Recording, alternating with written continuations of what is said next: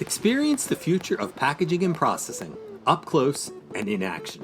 Explore groundbreaking innovations, engage with hands-on solutions, and connect with the experts transforming the industry. See how these advancements can revolutionize your products, production lines, and business. It all starts here. Don't miss out. Register today at packexpolasvegas.com/unpackedpod.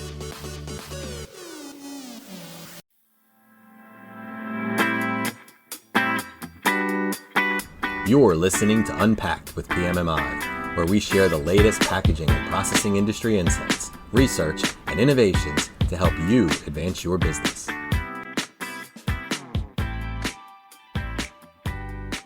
Hi, and welcome to another Unpacked with PMMI. I'm your host, Sean Riley. Well, today I'm more of let's call myself an introducer, as I pass the mic to my esteemed colleague, editor of OEM Magazine and Packaging and Processing Women's Leadership Network bigwig, Stephanie Neal.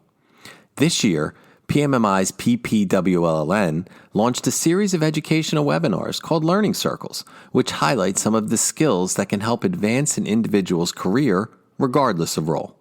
How to network within your own organization and the larger packaging industry was the topic of the second Learning Circle, and Steph sat down with Nancy Wilson, CEO of Morrison Container Handling Solutions, and personal branding consultant, self-marketing expert Melanie Denny to hammer out the best ways to break through as a great networker. Let's have a listen.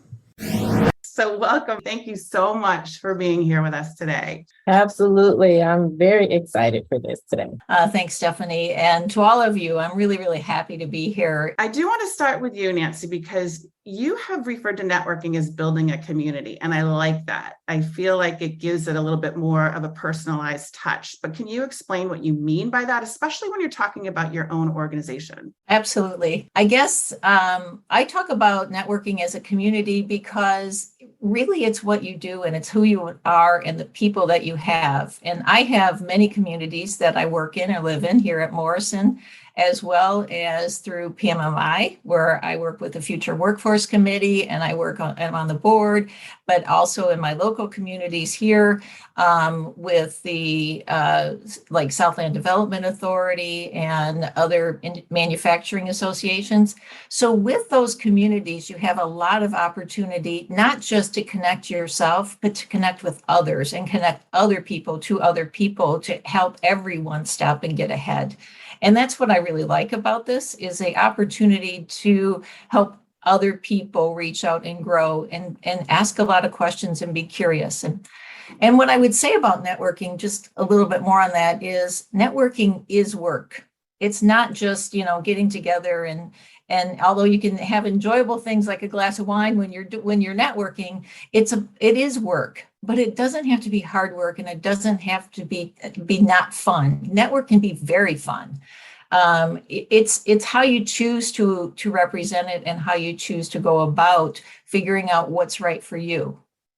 Well, I like that you said that it is work, but it can be fun and it should be fun. But what do you mean by it's work? Like, do you have to have some sort of strategic plan in place to? You do. You really have to decide what's important to you. You have to kind of do your own assessment of what do I need? Where am I going? What are my goals? And once you have your goals, then it's to figure out what do I need to get there and who can help me? And it's not just about me, who can I help along the way as well? One of the most important things I learned in my years at Ford, I've been around this for a long time. So figuring out within an organization, especially a large organization, where's the power? Where does that lie? Who's making the decisions? Who has the ability to give knowledge to you? Who can you go learn from? And so it's about learning, it's about being open, but it's about also positioning yourself to be with the people so that they can help bring you along, but you can also learn from them and they know who you are. In some big organizations, just being known who you are kind of is important. So it's about being thoughtful in this process of figuring out, you can't just sit at a desk and wait for somebody to tap you on your shoulder and say, here, I have this big opportunity for you. You have to go make those opportunities. Mm-hmm. And I'm going to circle back with you on that because it's a really important point and how you do that. I want to explore a little bit more, but I want to turn the conversation over to Melanie because you've built a business on helping people with their personal brand. So, and Nancy just said you can't just sit at a desk and wait for people to come to you. So how do you build your personal brand and how do you create that presence within your organization? Yeah, I think it boils down to visibility, right? Like Nancy said, who knows you? It's not enough for, you know how they always used to say it's about who you know? It's really about who knows you, right? Because there may be people batting for you because they've heard of some things you've done or someone else, brought you to their attention and you may not know them, but if they know you and they're in a good position of decision, they could potentially tap you on the shoulder. So it boils back down to how visible are you in the workplace, right? It's not about sitting at the desk, getting your work done. That's wonderful, but it's not enough when it comes to your taking control of your career. You really have to, like we keep saying, be strategic, intentional, really pinpoint, okay, who do I want to align myself with, and going both ways, right? Up, down, and across. So your colleagues as well, because you guys can learn from each other's experiences as well. And so it's about, going to lunch with your colleagues, going across departments and seeing how you can add value or help out, right? Asking people straight out, hey, will you be my mentor? Hey, will you be my sponsor? And being proactive about, talking to people, not just about work, but just getting to know folks, getting to like them and them getting to like you, because at the end of the day, we're all just people. I always used to say, find people, not jobs. Right. So if you want to rise up in the organization, again, who are the people that you really want to connect with? I mean, when you talk about it being visible at work, I mean, sometimes we get into little cliques. Sometimes we're in our own little group. How do you break out of that? I like to use the comparison between when you're a kid at the lunch table at school, right? Do you always sit with the same people? That's okay. But you want to try to see who else you can sit with today, right? Who else can I sit with? And sometimes it's literally, the lunch at work, the lunch table, the cafeteria or whatnot. And you find someone and say, hey, can I sit with you today? Sure. They may or may not say yes, but hopefully they say yes. And you just spark up a conversation. How do you like your meal? Simple things. Doesn't have to be earth shattering questions. Yeah. Well, so that's a good segue back to Nancy, because Nancy talked about thinking about who can you learn from, or, is there a manager that you feel like you should get to know more? But I mean, is it okay for somebody who's maybe at an assistant level to sit at the lunch table with a manager that they don't know? I mean, how do you approach people that have a more of a leadership role that you think could help you and you want to get to know? I think you all have a responsibility. When we talked about sitting at your desk, it's not just about networking as well. Doing your job and doing your job well is the price of entry. And so once you do that, then I think the networking has to happen above and beyond that.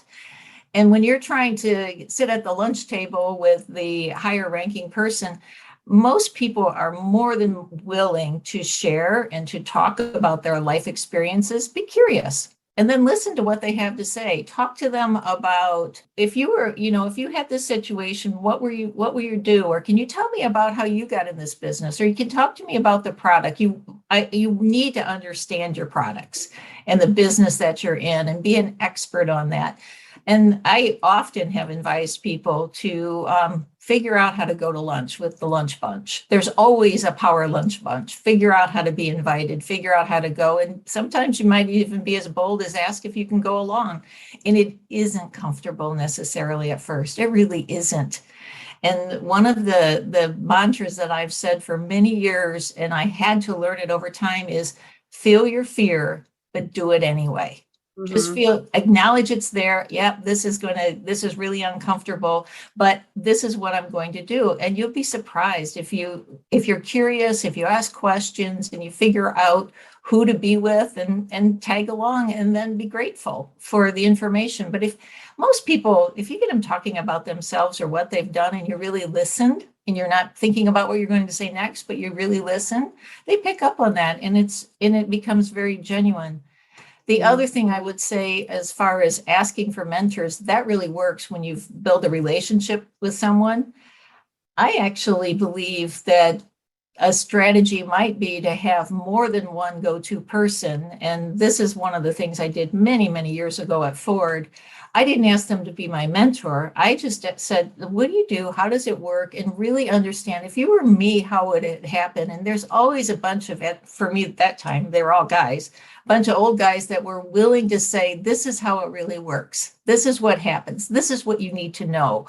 And so it's not any one formal mentor, because if I would have gone to them and said, would you be my mentor? I think they would have jumped back and said, I don't know how to do that. Right. But would you just give me some advice on this, or how would you handle this, or how would you do that?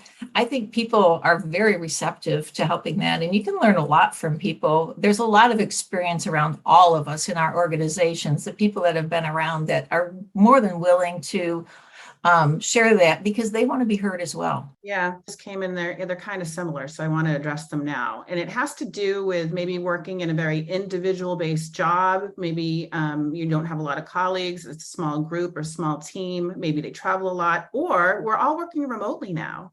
So how do you network when you're working remotely? You're not in the same office with your colleagues.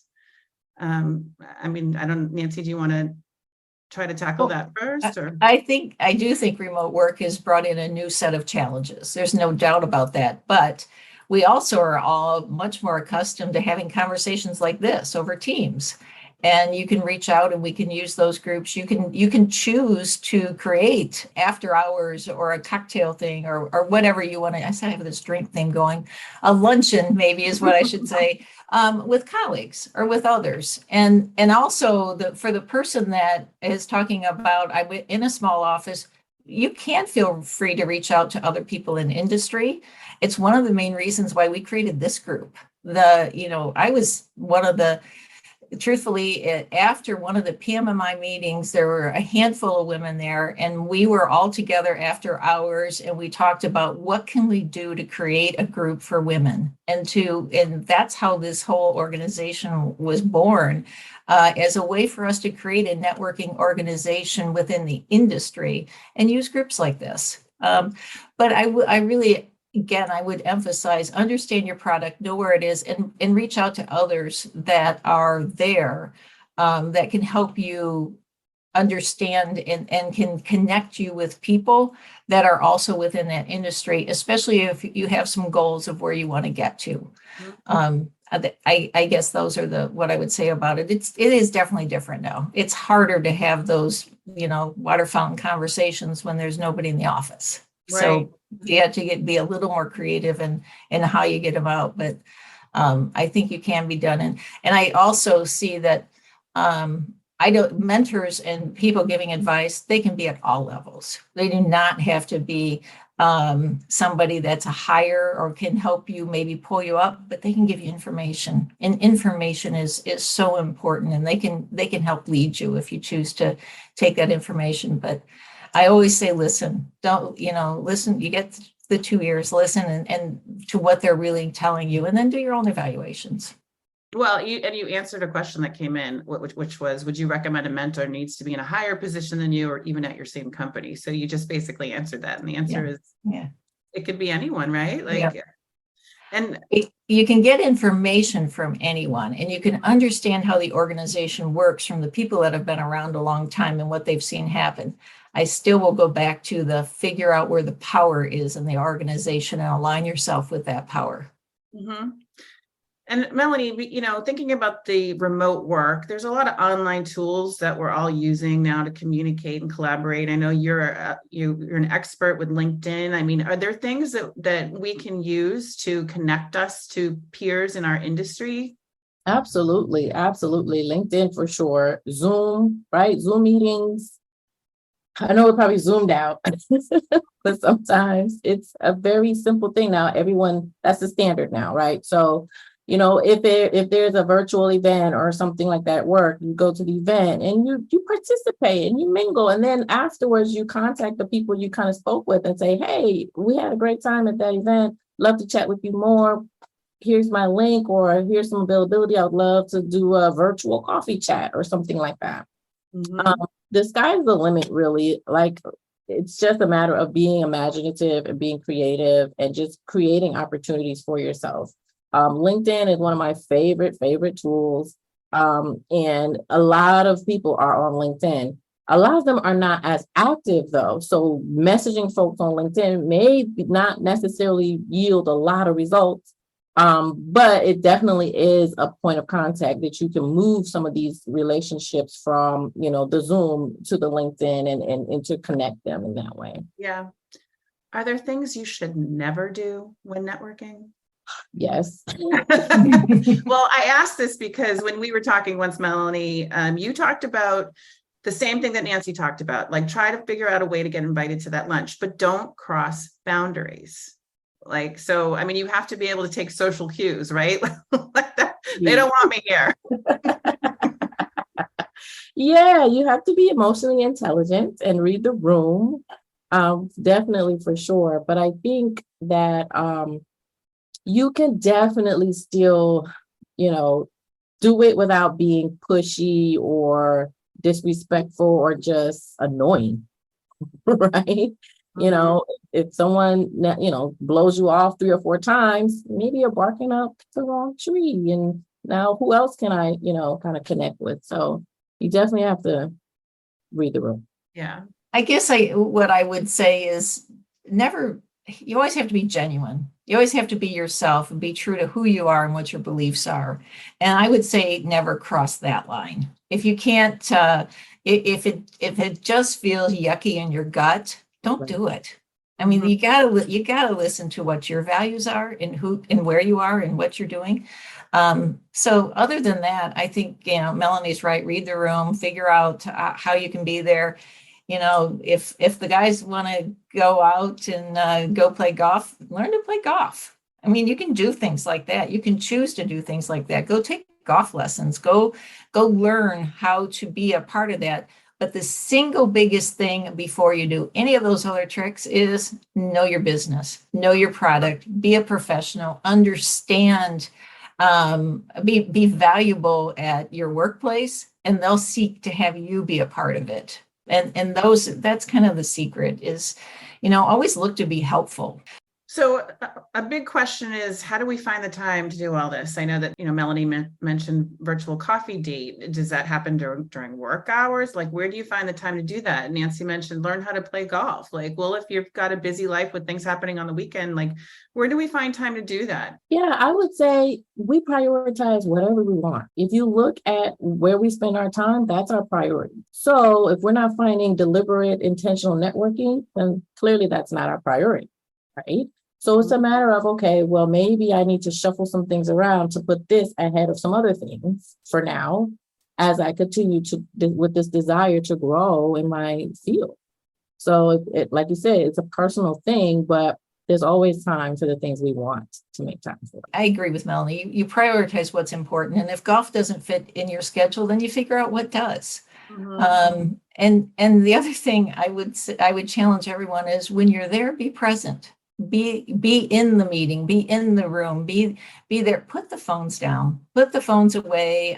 I'm probably as guilty as everyone else in that I get distracted but you need to be present and you need to be heard and be curious and ask questions, and you'll make a name for yourself and you'll end up being heard. One other thing I want to add very quickly is don't expect us to go to lunch tomorrow and then have a full-blown promotion. It's the long game. This is the long game. This is about building and nurturing genuine relationships over time.